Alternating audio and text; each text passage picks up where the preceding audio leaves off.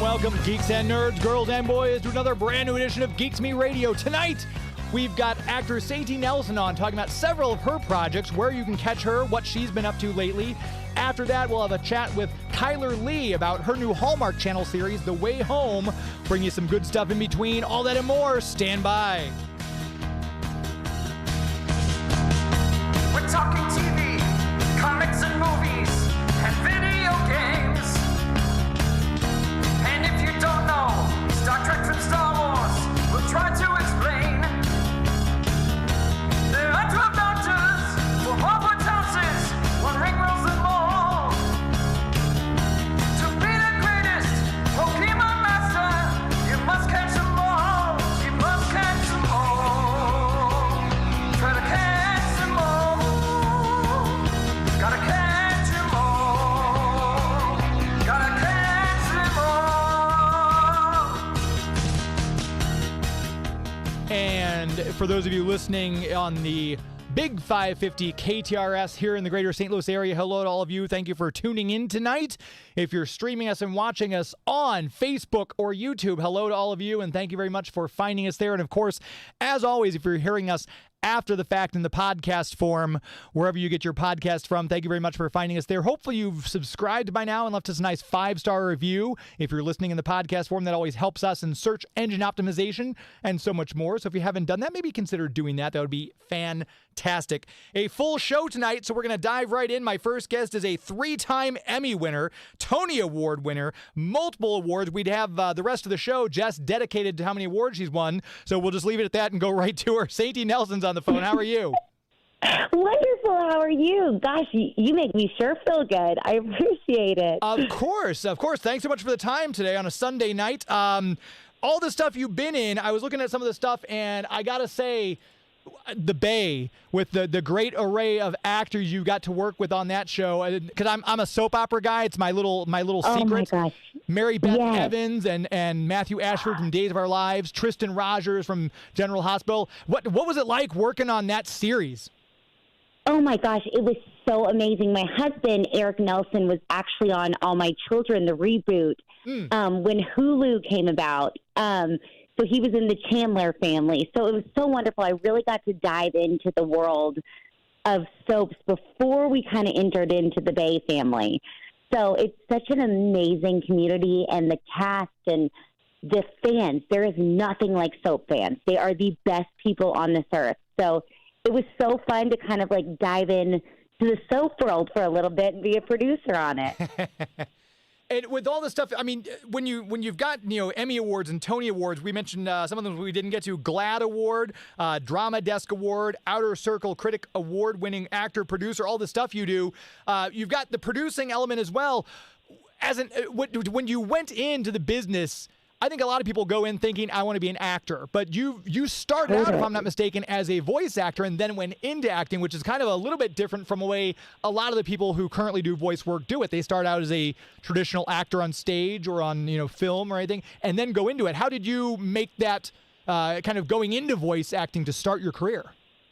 Actually, I was a theater actor first. Okay. And I auditioned for my very first TV pilot called Sex and Drugs and Rock and Roll on FX. And Dennis Leary was the lead of it. Yeah. And I was playing his daughter's best friend. And he was like, you sound like a rugrat. You need to do voiceover. That's the world that you need to be in. And I was like, I don't even know where to begin. Like, what do I do? And he kind of guided me the way, and it really has been an amazing – I'm obsessed with voiceover actors, and they're the kindest, most amazing people. So I got lucky, especially with COVID, and I have a 1 and a 3-year-old. So I got to kind of like take not really time off, but be a working mom and just have my voiceover studio and go into the studio. And I giggle, I had a C-section, and the day of my C-section, I literally am hidden under the sink at the hospital recording. Oh my So it's gosh. just been like the coolest world. So it's so nice, now kind of going back into, now that my 1-year-old, moving and grooving, to kind of get back into the on-camera kind of portion of it. So it's definitely, yes, I feel like I've kind of made the weirdest transitions kind of all over the place, but I considered myself more really a theater actor first that really kind of fell into this whole world. There's kind of like a saying with voiceover acting that somebody has to die out to get somebody in.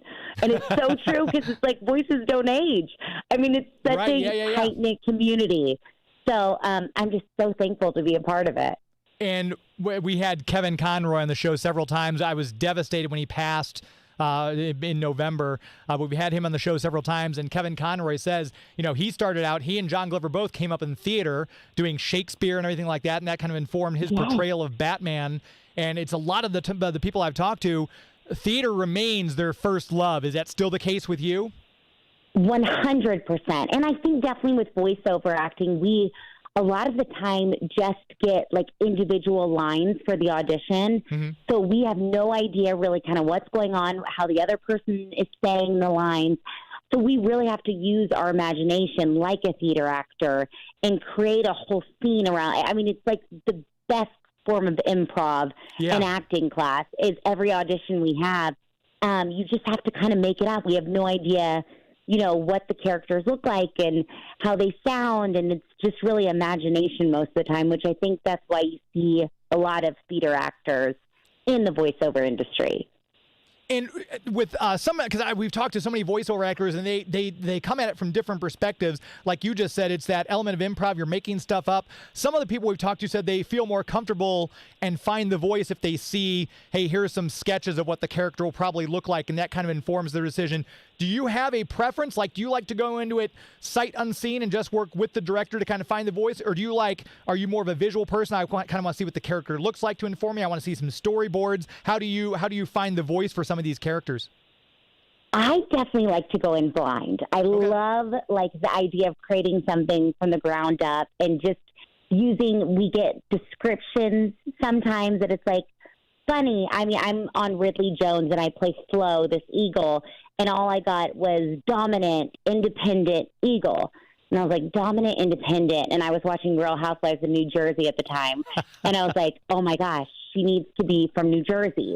Like, how amazing, this eagle from New Jersey. I was like, that's an independent, strong, like motherly Italian woman.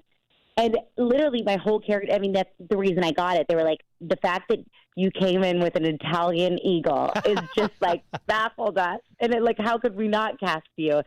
So I think that is my kind of niche and specialty, is what I've really kind of fallen into, is really just getting these basic words and creating these whole stories out of it. And I know another one that's huge, Gabby's Dollhouse, season 7 coming up pretty soon. Yes. That's been going. And again, I'm assuming, because the dates on IMDb for that one show, it started in 2021. Is that one you guys were already starting to work on, I assume, when COVID hit? Or how did that one kind of fall into place? Yes, I actually got cast in 2019. Oh, wow, okay. So I was pregnant with my daughter, and then COVID hit, or I had my daughter, COVID hit. We recorded, thankfully, all of COVID. I mean, we were very blessed in the sense that the voiceover industry did not really shut down. I mean, maybe for 2 weeks, but most of us had got, in-home recording studios and Source Connect and all the shebangs. I give it all up to the engineers now, because being like my own engineer, they are saints, what they have to do and figuring out all the little buttons. So it's definitely with Gabby's Dollhouse, I've, had my entire parenthood in a sense through the show. Is I've had 2 children, so they always giggle each season. They were like, are you pregnant or are you having a baby this season? I've been so blessed. It's been so cool and fun. And I really think my husband's a big TV actor, and I giggle. He does more of the adult shows. He was just one of the leads of the Yellowstone prequel, 1883. Oh, nice. And so it's so funny. I'm always like, well, they think I'm cool right now, like just for a moment of time. So I better enjoy this, because then they'll realize right now they just think he's a cowboy. And they think like Daddy does rodeo. which if they only knew that, he's mainly an actor and he Right. just played a cowboy on TV. And with the voices, I mean, you've gotten to be on so many fun projects. There's the new series. I always want to say Spidey and His Amazing Friends, not to be confused with Spider-Man and His Amazing Friends, which I'm old, so I grew up watching Dan Gilvezan and Frank Welker and Kathy Garver voicing Spider-Man and His Amazing Friends. But you're on this newer show, Spidey and His Amazing Friends, which my nephews, Jack and Lincoln, are obsessed with your show, and that's coming back for another season too. Will we hear more of you in that? There is a huge surprise coming, yes. Okay. And it's very, very, very exciting. I'm like, probably one of the coolest roles I've had to date is coming in the new season. So I wish I could say more, but a little hint, it is a interpretation of something my children watch.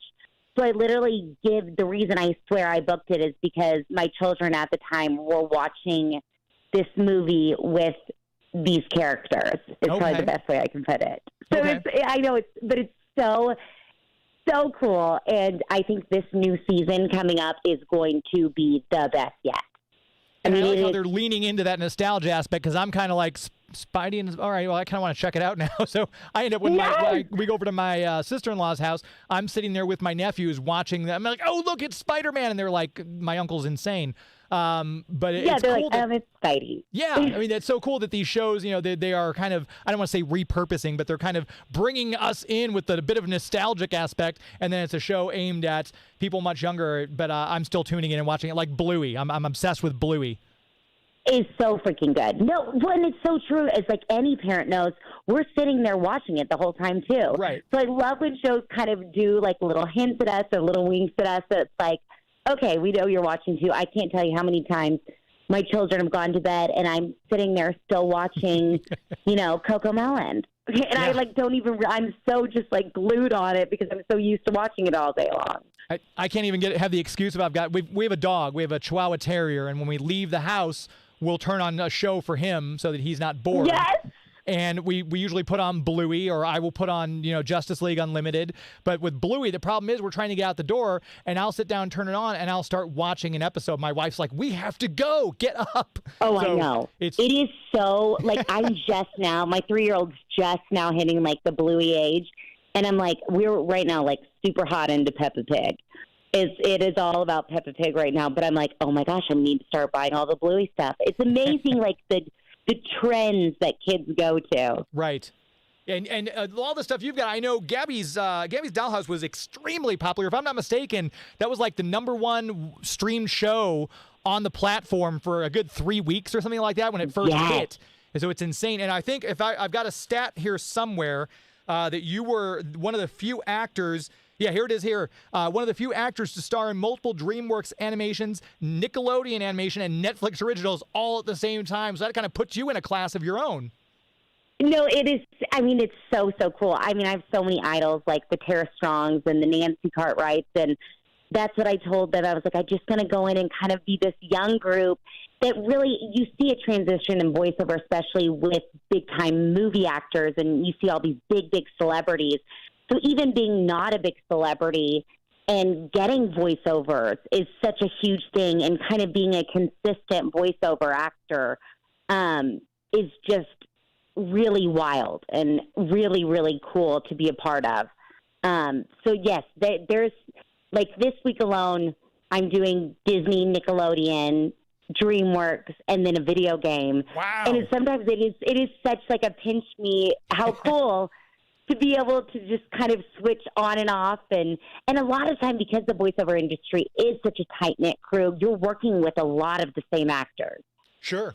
Which is so fun that you really get a familiar idea, and you have this trust with other actors. Like, oh, Tara's cast in that. I kind of know her vibe, and so I'll do my character around that vibe because she more plays it like this. And so that's the nice thing, is when you don't know what you're walking into, a lot of the time you are very familiar with the actors that are voicing the shows. Yeah, absolutely. And again, if you're just now tuning in, we're talking with Sainty Nelsen about her career in voiceover, acting. We'll get into some of her producing stuff. If I take a quick commercial break, are you okay to stick with me? Yes, sir. Perfect. We are going to take a commercial break. We'll come right back and chat more with Sainty Nelsen. If you've got a question for her about voice acting or whatever else, feel free to use the KTRS text lines at 84126. We'll pass your question along. You're listening to Geek to Me Radio on the Big 550 KTRS. Please stand by. Kangaroo! Oh, Roo! Give me a snuggle, Wuzzle. Wuzzles come with their own storybook sold separately from Hasbro's.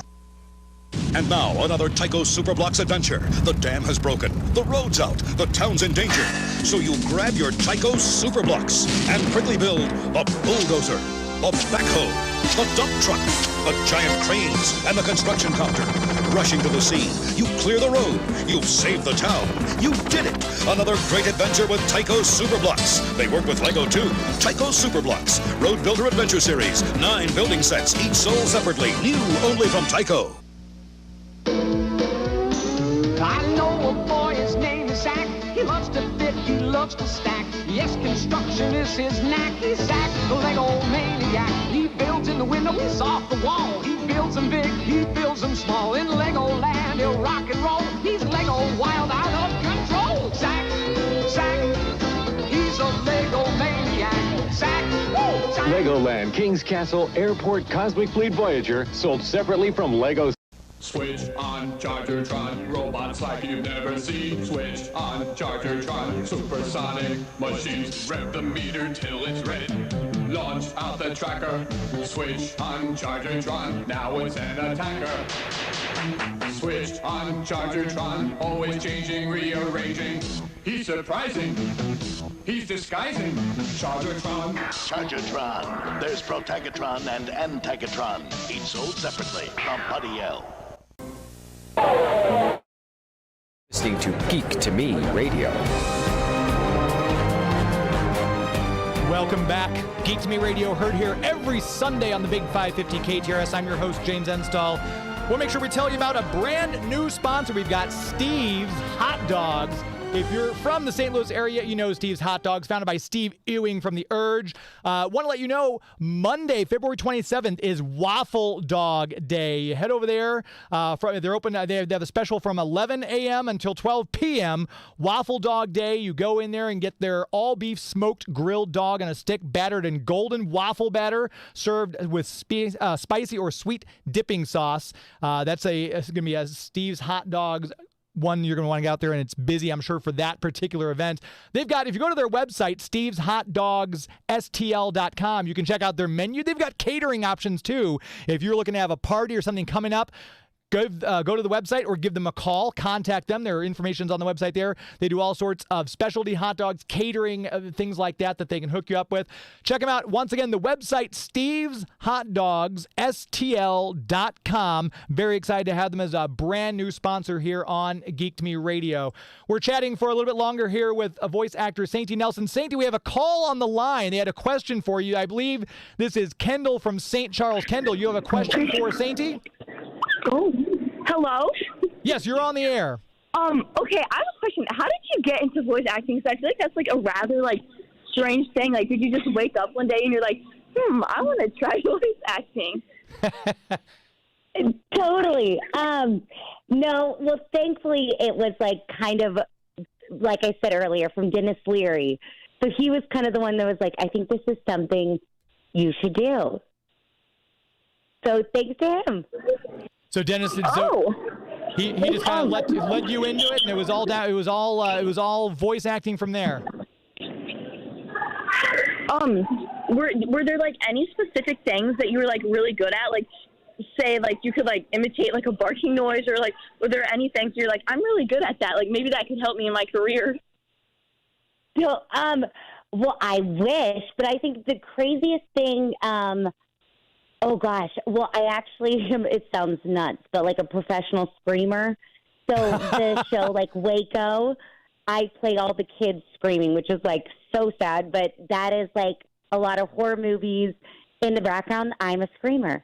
So I was like, who would have ever thought that would be a big thing to do? But it helps pay the bills, is being able to scream and not lose your voice. Frank Welker, I mean, all the stuff he does, dogs barking and everything like that. I mean, that's when you look at the guy's IMDb list, the stuff he's done with dogs and just machine parts and everything like that. So you're in good company as far as screaming children and things like that, Sainty. Totally. It's so weird. I mean, and then kind of the hint of the Spidey and his amazing friends, that is going to be a big, like, it's very interesting what I do with my voice on that show. Very cool. Kendall, I appreciate the call. Thanks very much for calling in. I'm just checking the text lines here. And I don't see anything on the text lines at all at the moment. With the stuff you're doing, I want to talk to you about your producing, because you've got a bunch of producing credits. And one of the ones, Broadway Rising, was a really big one. How did you get into producing? Was it something that you found a project you liked and wanted to work on and kind of snowballed from there? Totally. It actually was the Bay. When Gregory met Eric at the Daytime Emmys, he wanted him to come on the show to be an actor. And Eric was like, well, my wife and I want to start producing. I mean, you just never know when, as an actor, like when, you're going to be working all the time, because it's not really up to you, but producing can be up to you. And so we were like, we really want to dive into that. And Gregory kind of gave us that opportunity. And from there, it kind of snowballed. Eric was in 13. I started off in theater. So definitely Broadway was our first love. So after the Emmys, we kind of reached out to our couple of producers in New York and was like, we want to do this next. We would love to produce theater. And then Jesse Tyler Ferguson's husband, when COVID hit, was like, we really want to follow, do a documentary about Broadway and COVID and kind of the whole shutting down and coming back. And that's kind of how we got into that, which is so wild. You see a lot of people in the, especially producing side, with TV and film and Broadway. So people kind of go back and forth, which is super nice. And it was so wonderful to be a part of, and to be Eric and I, he kind of has me beat, but I'm the youngest female Emmy-winning producer. Wow, and he's how the about youngest. That? I know, but I'm 2 years older than Eric, so he technically has me beat, but I can say I'm female. That's all. We'll take the wins where we can get them, right? Exactly. And I've been neglecting the chat, too. I apologize. Chance Bartels from Atlanta. Hello to you. Thanks for sounding off and letting us know you're there. Sanvers Mills, hello to you. Thank you very much. I missed your text earlier, but I guess we mentioned Justice League earlier, and they said, man, we really missed Justice League. That was a great show, and we agree. That was a fantastic show. Yeah. Have you gotten to play much in the DC? You mentioned Spider-Man. Have you gotten to play any in the DC universe at all, Sainty? No, but I want to get into it so bad. That is like, now that I have a son, my 1-year-old, I'm like, I need to kind of start doing more of those kind of shows, like the action figures. And so hopefully very soon. And Sanvers also asked a question. He wanted to know if there's any voice actor that you haven't worked with yet that you would really like to work with the most, who that might be. Oh, Nancy Cartwright. Oh, there you go. I would just love it. Yeah, that it's hard to beat a Simpsons. I want Dan Castellaneta. I'd love to get him on the show, because I think he'd be a fascinating guy to talk to as well. Yeah, I mean, really, they've put, a lot of like the voiceover acting on the map, is like just making it such a. Oh yeah. I mean, but it just became such a popular hit with them, where you a lot of the time knew who the actor was, which is so. Most of the time it was just like you heard these voices and you just kind of imagine them as the characters. You forget that those are actors, voicing those characters. Right. So I feel like Simpson, really, you saw a lot of those actors kind of behind the scenes, which is so fun. Yeah, there's when you think of that, but then I also think of, like we mentioned, or Sanvers mentioned, Justice League. And they've got all the amazing cast. And then we had Andrea Romano on the show, and she mentioned once they did Unlimited, how many people were coming up saying, I wouldn't mind voicing a character. And that's how they got people like Nate Fillion to come in and do Vigilante, and all these Broadway actors wanted to come on and do different roles and things like that. They had Amy Acker coming on to do Huntress, and Jeffrey Coombs, the Reanimator, doing The Question. And just when you look at the voice list on that cast, it's such an amazing thing. So thank you, Sanvers, for your comment. I appreciate that. No, it is so wild. Eric was just working with Tim McGraw, and that's what he said to me the whole time. He was like, well, I want to do voiceover acting. What do I do to do voiceover acting? It's so interesting how I'm like, Tim, you could probably just make a call and do whatever show you wanted.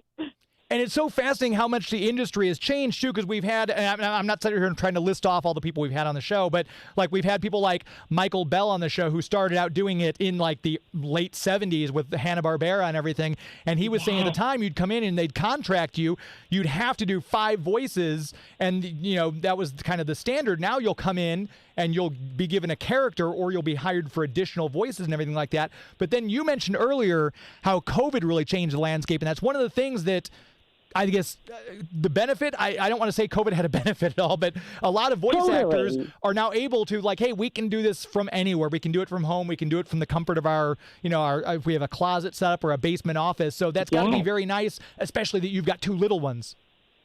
Totally. And I think because my husband does on camera, most of the time we're in a different state in like Arkansas or Texas or California. So it kind of really depends that we're now able to kind of record wherever. And a lot of the time, Bill, my family's all in Fort Lauderdale, and I'll record when I'm going to visit. I just record at a studio there. So that's really, really nice. And really what COVID, too, is us working actors in the voiceover industry, kind of, it was a lot of offer only, which was super cool at the time, just because they knew we had studios, they knew what we could do. It's harder to have taken a chance on a new actor when you don't know if they know the setups or the proper microphones, or most of the time they would just go into a studio. So it was nice in that sense that when you see offer only on your email, or, you know, that's a very good day. Absolutely. And so you're established more or less with a lot of these hit series that we already mentioned on some of these fantastic programs. Are you still required to audition for stuff, or are you getting a lot of the stuff you're getting is because you've already worked with this particular voice director and they're like, hey, bring in her for this, let's get her in there? Is it at that level?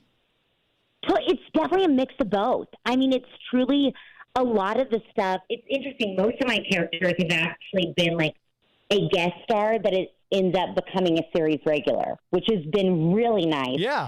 So that's been amazing. And I think that has shown a lot of the time the casting director, okay, we can go use her for other things. But I've been able to see a lot of that now, which is super, super cool. I still audition every day, though, but you do get a lot of offer only, or they call it like director sessions. You kind of get to, in a sense, skip the line and just meet directly with the director. Mm-hmm. And I know one of the ones you worked on is Boss Baby, and we had J.P. Carlayak on the show, gosh, a year and a half ago. My favorite. But I love the movie, and then they're making a series. I'm like, well, I got to check out the series now. But that must have been a blast to work on that one. Oh, my gosh, and the nicest cast, and just so much fun to work with, especially with those shows like that and Gabby's and Trolls. You are mixing adult actors with kids, which is so much fun too. So a lot of the time we've gotten to know all these like little bitties and watch them grow, and then you watch their voices change and get to know their parents. So that is so much fun. But the Boss Baby cast is such a fun cast. That was kind of my introduction, was that in Trolls to the whole DreamWorks family. And when you're working on different projects, just like, you know, you'll see a live action show and you can see the character evolve. Like, obviously the same Phoebe that we got in season 1 of Friends is not the Phoebe we end with in season 10 of Friends. Do you find, as a voice character, does that work the same way? Like, if you work on you're working on some of these projects like Gabby's Dollhouse, you were in it for a couple of seasons. Do you find the character, even though you're just doing the voice, has changed, or is it a combination of working with the storyboard artist and you and the animation to kind of make the character change? How does that compare? Well, and I think they see your strengths, because the longer they get to know you, and since I have a musical theater background, you see a lot more of Pillow Cat singing throughout the seasons, because they know I'm very comfortable with that. And I think the nice thing, and mainly for them, is they will reserve us for 2 hours, and because a lot of us adults have done it, a gazillion episodes now, that we'll need 20 minutes.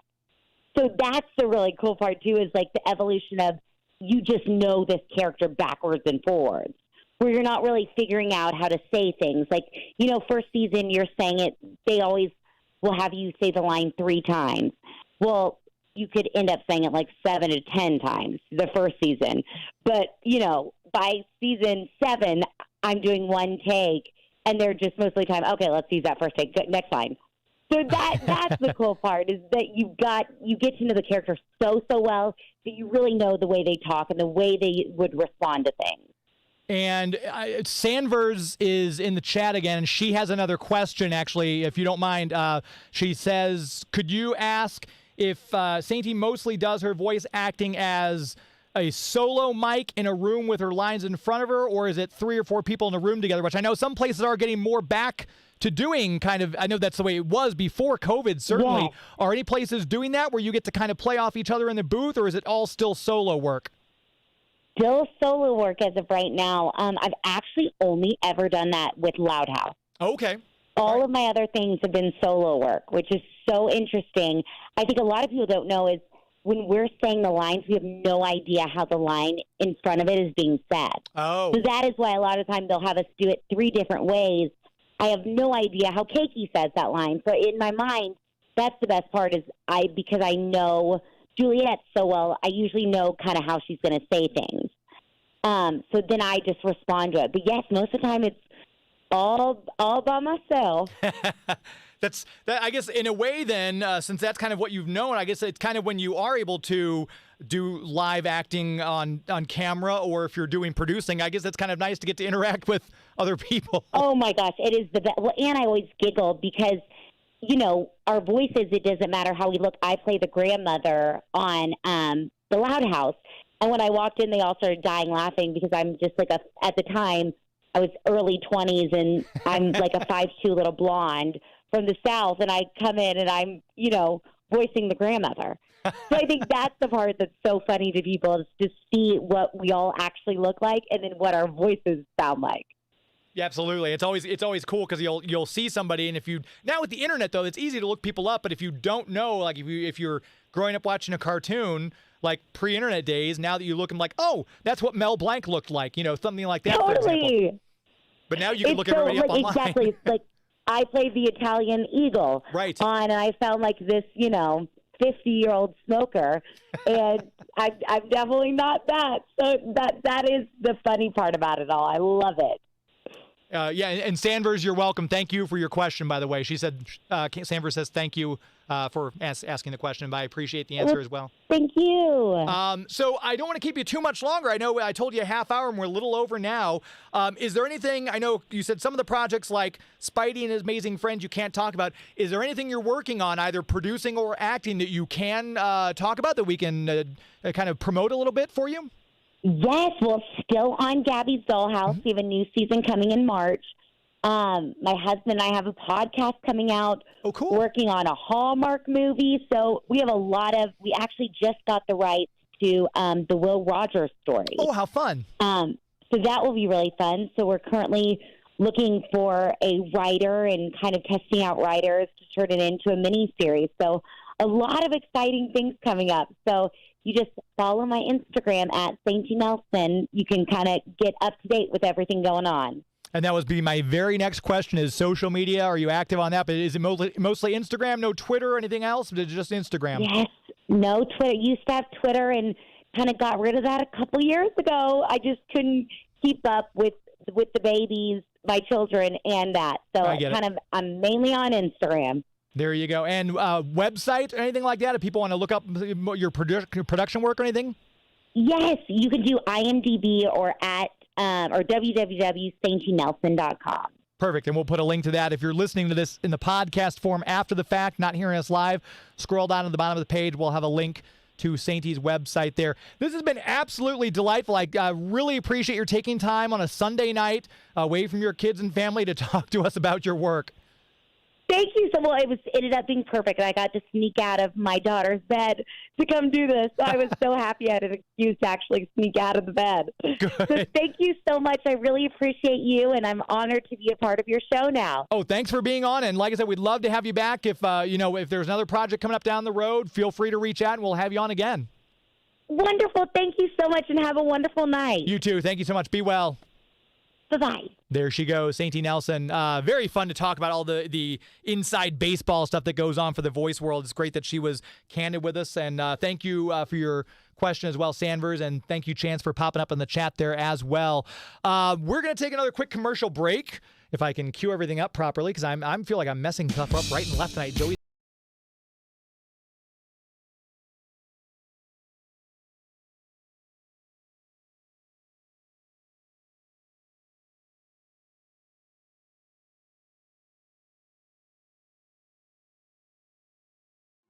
New from Tonga.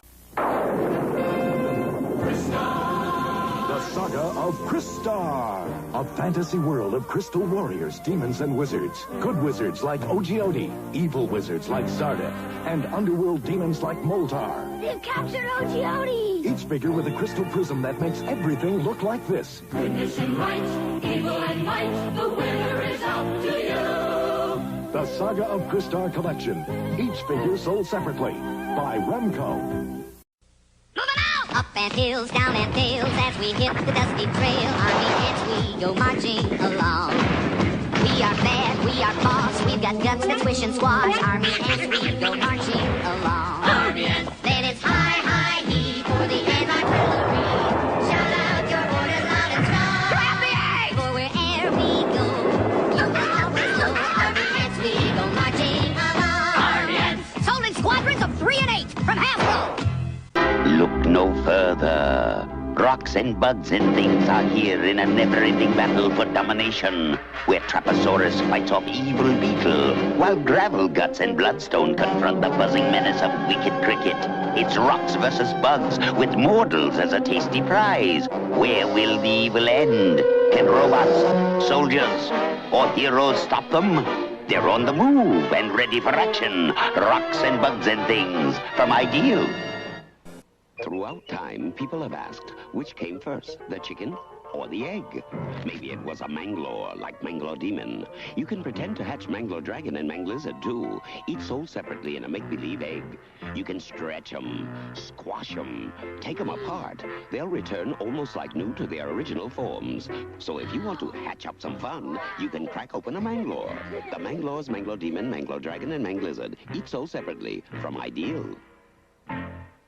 Airlandia, the air raiders command post, prepares for the exclusions. Hi, this is Charles Martinet, Super Mario, woo-hoo, and you're listening to Geek to Me Radio. We are back on the big 550 KTRS Geek to Me Radio. Want to make sure we tell you about our premier sponsor, the people without whom we would not be doing this show. And that, of course, is the Greater St. Charles Convention and Visitors Bureau. You know the website, discoverstcharles.com. That's discoverstcharles.com. Go to the website, click on the events tab. There's all sorts of things. Stuff's going on this weekend. Festivals that might be coming up. They've got concerts and live music events happening. And, of course, they're big events coming up. I know it's February, but I'm already thinking about Halloween. I know it's weird, but Legends and Lanterns, their big Halloween festival. If you've not been to that before, that is a truly amazing event.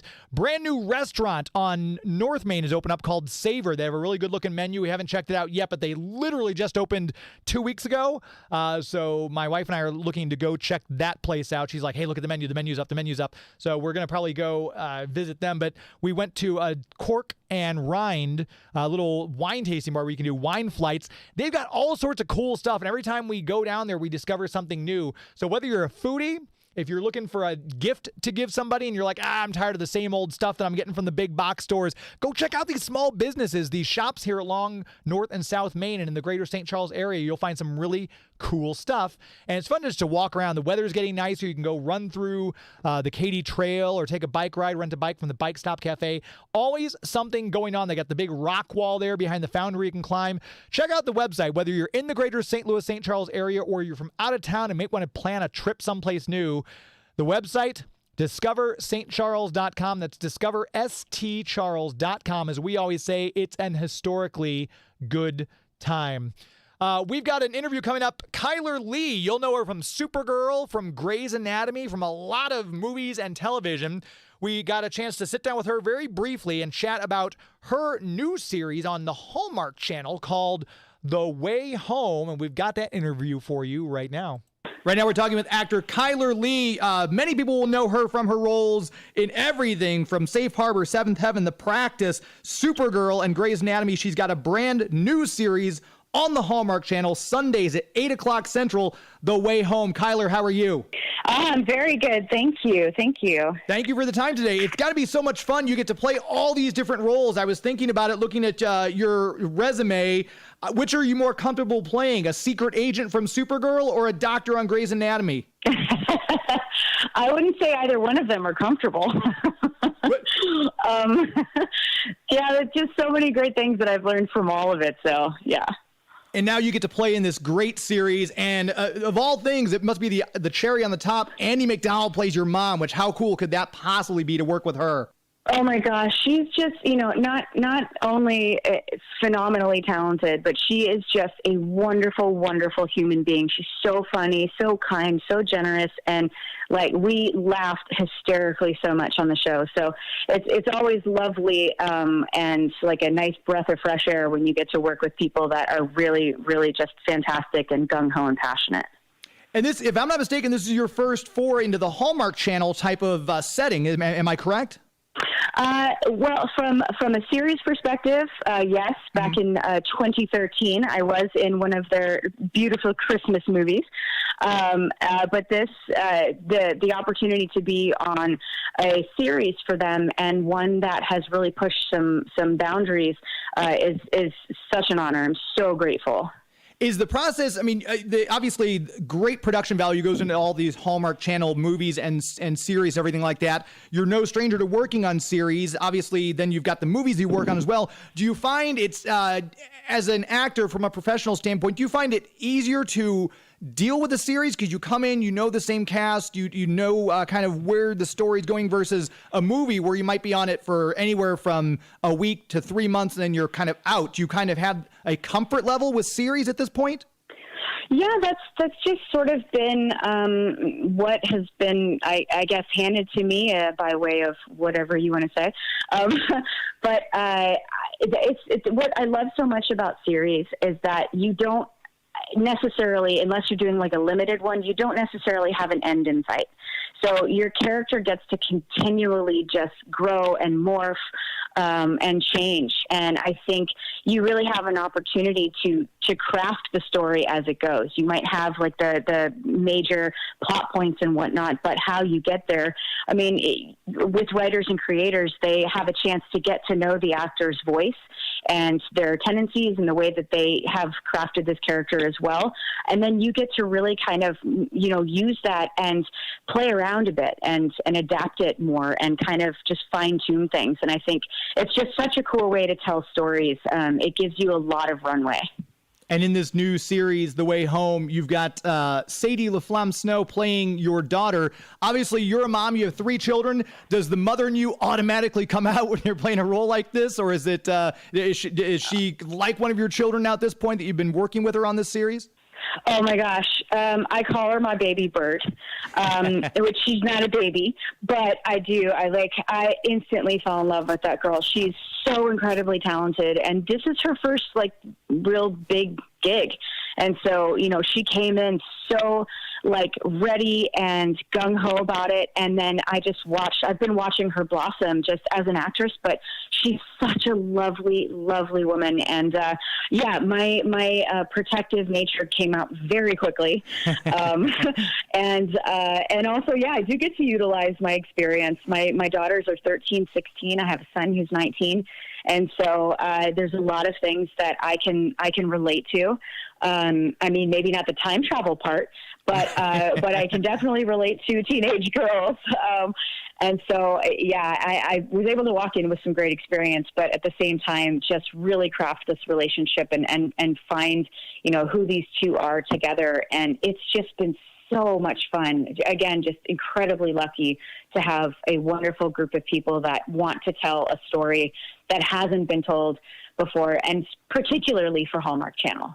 And I know a lot of the conception is it's like, oh, it's a Hallmark channel. It's the romance. It's the, you know, the females turning on and everything like that. But this seems like a series that's really for everybody. Like you said, there's elements of time travel in it. There's a lot of great acting and a lot of great heart in this. That's got to be kind of fun that you're not, I don't want to say playing against type because that doesn't sound right, but it's not your typical Hallmark series, I would say. Am I correct in my assumption? You're very, very much so. And that was one of the things that drew me so much to it. They have given us incredible leeway to turn this show into something that is a bit more raw and realistic, and there's no bow at the end of these episodes. You know, there's that's the one thing with Hallmark. What I think feeds the soul so much is that you can kind of tune in, and yeah, it might be a different way to get there, but you kind of know a little bit what you can expect when you're watching the movies. But that's also why people love it so much. But this, I think we've really been kind of, you know, shaking the ground for people and just going like, whoa, I did not see that coming, or like, holy smokes, that's a lot more intense than I anticipated. And I've gotten, you know, a lot of response from not just the audience, but personal family and friends that have said like, okay, the entire family comes and watches this. You know, this isn't just, you know, one person with a bottle of wine and a box of tissues. It's like the whole family is sitting there and enjoying it. And I think that's something that's so unique, and what we're very grateful, you know, for is just that anybody and everybody is welcome to watch. And I know with my audience, I've got to ask about Supergirl. You played Alex Danvers in 126 episodes of that series on the CW. In the Arrowverse, we had Greg Berlanti on the show talking about how proud he was of the work that everyone did on Supergirl and everything like that. Playing in that DC sandbox, I would think for anybody, comic book fan or not, that had to be a dream come true. Oh my gosh, it was something that when I read the script, because, you know, I was coming off of Grey's Anatomy, and like I read the script and I was going, wait, I don't think I can be that cool. Like I'm just like reading it and the comic book speak, and I'm going, I would love to do this. Like, this is incredible, but can I actually pull it off? And it was something that, you know, I just really latched onto. And the fact that, yeah, I do get to be badass, and I do get to, you know, beat people up, but also fight for what is right. And I had such a blast. I learned so much about myself just as a person, you know, and had to push some boundaries for myself. But, oh my gosh, I had so much fun. And being part, you know, of these iconic stories and these characters, and mine was an original character that came in, you know, as Cara Danvers' sister. And so that was cool because I wasn't tied to anything, but seeing a lot of these characters that I grew up reading about in the comics was like, this is awesome. And I know you're a very musical person. Did you and Melissa get to bond over that? Because she's a very talented singer, everything like that. Did you get bond over your love of music? Oh, absolutely. And that was actually so many people on Supergirl were musical, and across the DC family, like especially particularly in the CW, there's a lot of incredibly musically talented people. So that was something that was always fun. I mean, someone was always singing on set, particularly Melissa, and she's a beautiful dancer too. So like we were always cracking up, and especially during the crossovers, it was basically mayhem. And very difficult to get everybody to focus and not laugh hysterically through a lot of these scenes. Obviously, Jeremy Jordan, Grant Gustin, Victor Garber, all, you know, trained singers as well. It must have been a great time. And again, if you would like to have a great time, make sure you check out The Way Home, Sundays, 8 o'clock Central on the Hallmark Channel. Where else can people look for you if they want to keep up? Website, social media handles, things like that? Yeah, social media. I'm at Chy, CHY _Leigh, LEIGH. And so that's Twitter and Instagram. And yeah, we're doing a lot of promoting for the show, but obviously, as I said, it's like great to have a platform to be able to speak about really important things and connect with people. So you can definitely find me there. Perfect. Again, Way Home, The Way Home on Sundays, 8 p.m. Central on Hallmark Channel.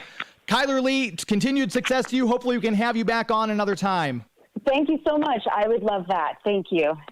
There she goes. A lot of fun. Hopefully we can get her back for a little bit longer next time, because there's a lot of questions I wanted to ask that we didn't get the chance to in the brief time we had. Speaking of Supergirl, though, if you're a fan of that show and you're sad that it ended, you want to get your Supergirl fixed, get into the comics. There's a bunch of comic books, a lot of series out there.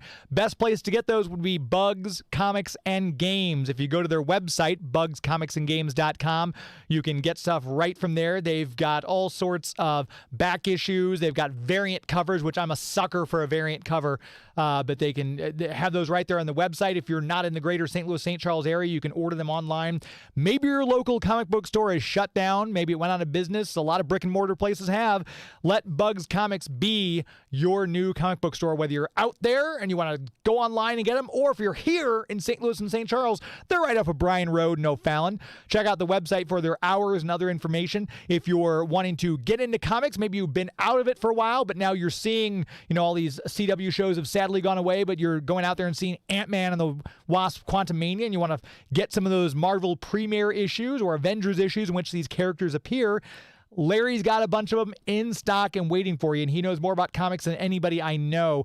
Check him out. Once again, the website, bugscomicsandgames.com. Give their Facebook page a like, Bugs Comics and Games on Facebook as well. They'll appreciate that. And it's whether you're looking for supplies, games, they've got a bunch of stuff, Pokemon cards, a lot of stuff. If you're looking for it, Larry's probably got it in the shop. Once again, bugscomicsandgames.com. Very proud to have them as the official comic book sponsor here on Geek to Me Radio. Next week, I will be in Pensacola at Pensacon. We had Julio Diaz on the show talking about that last week, and I know Joey is going on a cruise. Joey, you'll be not here next week anyway, so you won't miss me at all. Yeah, I'm going to go to Florida because the boat leaves out of the Space Coast. So I'm going to fly over Florida and just wave to you, and hopefully you see me. If you look up, we should connect eyes. I was trying to figure it out. From Pensacola, I'll look up and kind of to the south of where I am, right? Is that correct? I'm just going to be looking down. I'm not worried about you. Well, yeah, you don't care about direction. You're all the way up there, so what am I going to... Exactly. I'll shoot off a flare. Maybe you'll see it. All I care about in life is Ninja Turtle stuff. That's all. And I saw that Robbie Grist, the voice of Michelangelo in the live-action movies, and then I forgot his name, but the voice of Leonardo. Yeah. He's going to be there, too. It takes you back. From the movie? Yeah, from the first 3 live-action movies starting in the 1990s. When you hear those voices, it takes you right back to your childhood. I love the voice actors that you have on the show because they have a spell on us that never goes away. And again, for you're more the voice actor from the movie. I know you like Turtles in general, but you're younger than I am, so the movie was kind of your thing. More the 86 series for me on the cartoon animated version. The cartoons were great, but I was still at that age. I was 6 years old in 1990, so the cartoons were kid-friendly. And then when that first 1990 Ninja Turtles movie came out, it was dark, it was moody, it was probably, the precursor to Batman, The Dark Knight, Yeah. Just how realistic it took this thing that was made for action figures. And then, they cussed. They had weapons that they could use. The second one, they weren't allowed to use their weapons. Right. But the first movie, it was so amazing how they brought these things to life that were just, cartoons before. Yeah.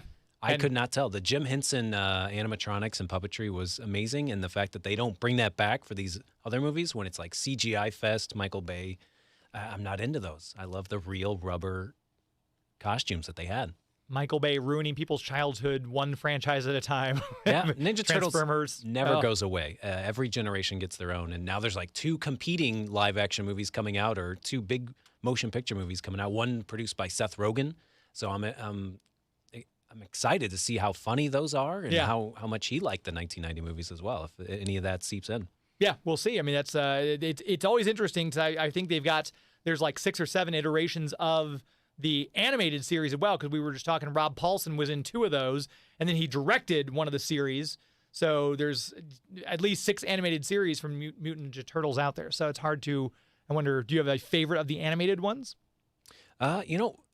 Just speaking of Rob Paulsen in general, he was the first guy that I realized he's in all of these cartoons. I was 6 years old, and I realized, there's a person that does that job, because I used to watch, I think, SWAT Cats or something. He was one of the voices in there, and maybe another one that was like Ninja Turtles, like Cowboys of Moo Mesa or something. And I kept hearing Rob Paulsen's voice come up. I was like, the Michelangelo's everywhere. And then I realized, that's maybe a job I could do. And to this day, being in radio is kind of me trying to become Rob Paulsen little by little. It was Dan Gilvezan for me, because he was I'm like, why does Bumblebee and Transformers sound like Spider-Man from Spider-Man and His Amazing Friends? That's when I first dawned on me at the young age of 8 or whatever I was, that that's the same person doing the voices. That's what, and then obviously Casey Kasem was the voice of Robin, and who's also the voice of Cliffjumper in Transformers. So Transformers, well, I love that series. It kind of made me aware of these people are the same people doing the voices of these other characters, which is kind of funny. And then Shaggy, you couldn't even tell that was Casey Kasem. Yeah,